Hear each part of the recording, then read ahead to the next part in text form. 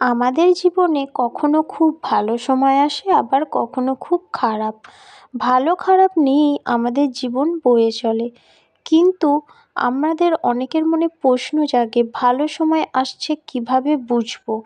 আমরা আমাদের আশেপাশে একটু লক্ষ্য করলেই প্রকৃতি আমাদের ইঙ্গিত দেয় যে আমাদের সময় ভালো আসতে চলেছে নাকি খারাপ।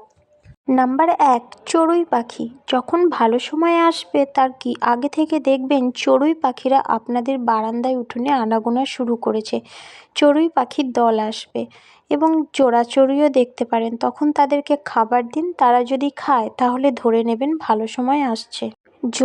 নাম্বার ২, যদি আপনার ঘরের সামনে হঠাৎ করে গরু এসে দাঁড়িয়ে গেল, তখন তাকে কিছু খেতে দিন। সে যদি খায় এবং তারপর সেখান থেকে চলে যায়, জানবেন সামনে ভালো সময় আসছে।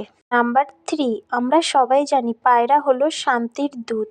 তো এই পায়রা যেখানে ঝগড়া অশান্তি থাকে সেখানে কিন্তু থাকে না। যদি দেখেন হঠাৎ করে আপনার বাড়িতে আসছে, দানা খাচ্ছে বা বাসা বাঁধতে শুরু করছে, তাহলে জানবেন ভালো সময় আসছে।